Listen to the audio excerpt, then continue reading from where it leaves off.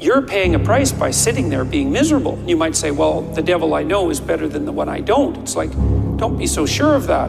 The clock is ticking. Yeah, and if you're miserable in your job now and you change nothing, in 5 years, you'll be much more miserable and you'll be a lot older. But isn't it a luxury to pursue what is meaningful? Our viewers have mortgages, they have children, they have payments and loans.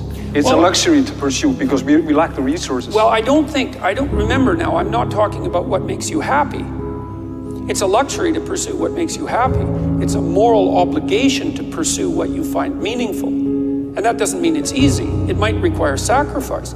If you need to change your job too, let's say you have a family and children and a mortgage, you have responsibilities. You've already picked up those responsibilities. You don't just get to walk away scot-free and say, well, I don't like my job, I quit.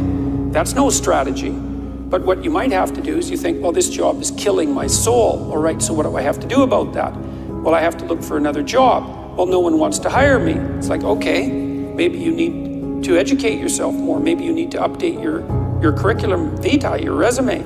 Maybe you need to overcome your fear of being interviewed. Maybe you need to sharpen your social skills. Like, you have to think about these things strategically. If you're going to switch careers, you have to do it like an intelligent, responsible person. That might take you a couple of years of effort to do properly. We're built for struggle, us human beings. We're built to contend with the world. We're built to contend with reality. You want a challenge, and the best way that you can take on a challenge, because a challenge fortifies you. So you don't want to be secure, you want to be strong. And you get strong by taking on optimal challenges. And so you lay out your destiny in the world, and you take the slings and arrows of fate, and you make yourself stronger while you're doing so. And you might fail, and fortune might do you in. But it's your best bet. And you know, people have extracted unbelievable successes out of catastrophic failures. And I'm not saying that in a naive way. I know perfectly well what happens to people. You know, you're doing fine in life and then you get cancer, and then 6 months later you're dead. And all the heroism in the world isn't going to save you at that point. But that's not the point. That's not the point. Life is bounded by mortality. But that doesn't mean that you don't get out there and contend, and you develop by contending, and you minimize the net amount of suffering in the world. And that's something, man, that's something to do. Compare yourself to who you were yesterday, not to who someone else is today. Because you need to have a hierarchy of improvement. You need to be aiming for something, and that means you're going to be lesser than people who've already attained along that dimension. So the question is, who should you defeat in the final analysis? And the answer is, you should defeat your former self. You should be constantly trying to do that. And you're the right control for yourself too, because you're the one who's had all your advantages and disadvantages. And so if you want to compete fairly with someone, then you should be competing with you. If you're improving yourself, then what you are doing is competing with your lesser self.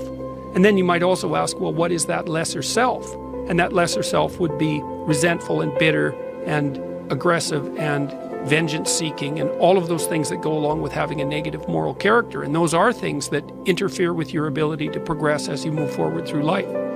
So it's very necessary to understand that this is why, you know, I've been stressing this idea of personal responsibility. It's like, well, personal responsibility is to compete with yourself, is to be slightly better than yourself the next day.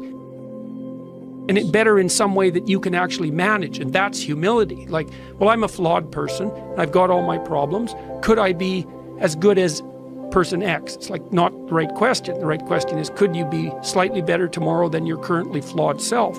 And the answer to that is, if you have enough humility to set the bar properly low, then you could be better tomorrow than you are today. And you might say, well, what's the right way of being in the world, if there is such a thing? And it's not acting according to a set of rules. It's attempting continually to transcend the flawed thing that you currently are. And what's so interesting about that is that the meaning in life is to be found in that pursuit. So I've been laying that out in these discussions too, because it's saying, well, the fundamental issue is that life is tragic and difficult, very tragic and difficult for everyone. And it's also tainted by malevolence, because no matter how things are tragic and difficult, but there's always some stupid thing that you could do or someone else could do that could make it even worse than it has to be. And so that's life. And you need an antidote to that, because that can embitter you. Constant contact with that. Just the tragedy, but the tragedy combined with betrayal and malevolence, that makes it even worse, especially if it's self-induced. Okay, so you need something to set against that so you don't get bitter and resentful. Well, what do you set against that? Doing something worthwhile. By your own definition, say, you need some reason to get the hell out of bed on a terrible day because you've got something good to do. Well, what's the best thing you can do? Transcend your current wretched and miserable self. There's meaning to be found in that, and that's a meaning that's associated with responsibility. One of the things that I've been trying to lay out clearly is that life is hard. It's tainted by malevolence and betrayal. That can make you bitter. You need a meaning to offset that. Where's the meaning to be found? Not in rights, not in impulsive pleasure, but in responsibility. You take responsibility for yourself, so you take care of yourself. If you're good at it, you have some excess left over to take care of your damn family. If you're good at both of those, then you have some excess left over to take care of your community. Those are heavy burdens. You pick up the burdens, you find that's meaningful. The best way to pick up the burden is to continually improve yourself, and that's where the meaning is to be found. And so that meaning is in the continual self-transcendence. That's letting your old self die and the new self be reborn. Even if things are going really well for you now, there's going to be a time in the future where things are rough.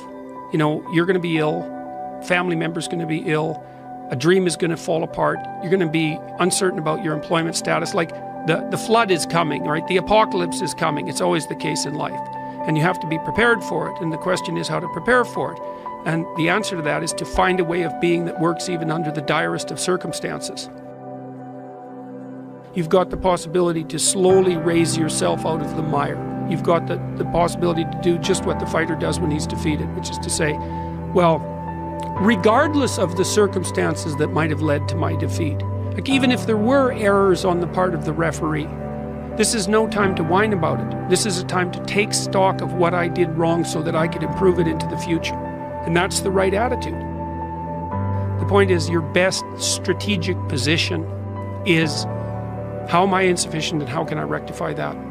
That's what you've got. And the thing is, you are insufficient and you could rectify it. Both of those are within your grasp if you aim low enough.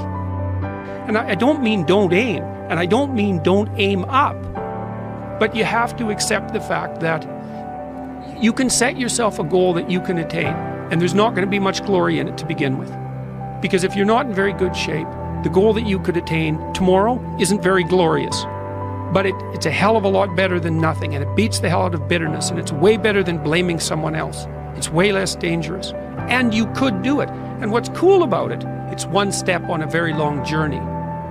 And it starts to compound on you. So a small step today puts you in a position to take a slightly bigger step the next day. And then that puts you in a position to take a slightly bigger step the next day. And you do that for 2 or 3 years, man, you're starting to stride. I don't know how many people have come and told me. It's so strange. They said, well, I started making my bed and that made all the difference.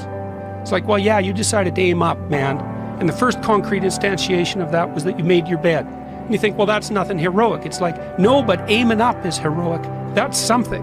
And then lowering yourself to the point where you're not above the mess in your room. You know, you're not superordinate to that. You lower yourself so that you straighten up. You're grateful for what you have right in front of you, and you take care of it and you put it in order. It's like all of a sudden things start to get better.